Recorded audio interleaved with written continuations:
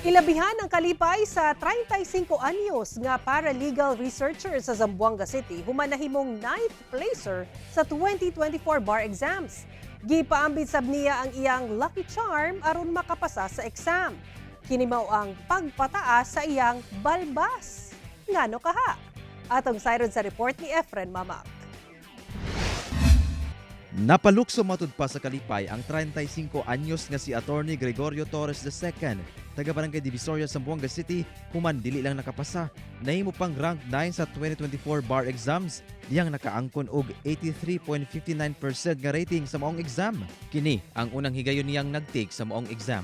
As soon as it was announced na top 9 ako, parang napatalo na talaga ako. Sumigaw na lang ako, iyakan ko dito.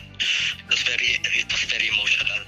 Graduate sa kursong Business Administration si Attorney Torres sa usa ka pribadong university sa syudad. Apan law graduate kini sa Western Mindanao State University. Sumala niya, dakusab og impluwensya kaniya ang iyang amahan nga usa ka businessman ug ang iyang inahan og igsuong babae nga puro certified public accountant. Sa kasamtangan, nagtrabaho si Attorney Torres isip paralegal researcher sa usa ka law firm sa syudad. Busa proud sab ang iyang mga katrabaho sa iyang kalampusan. We're very proud of him. We were very confident that he would make it, and we are very happy and not at all surprised that he landed in the top 9. Sa pakiginabi sa GMA Regional TV1 Mindanao kaniya, iyang gipaambit ang iyang lucky charm sa pagpasar sa exam. Mao kini ang pagpataas og balbas una mag-take og exam. I always had this superstition na if I shave my beard, I would fail my exam. Because during high school, every time I shave my beard, I tend to fail my exams, even in the subjects where I excel at.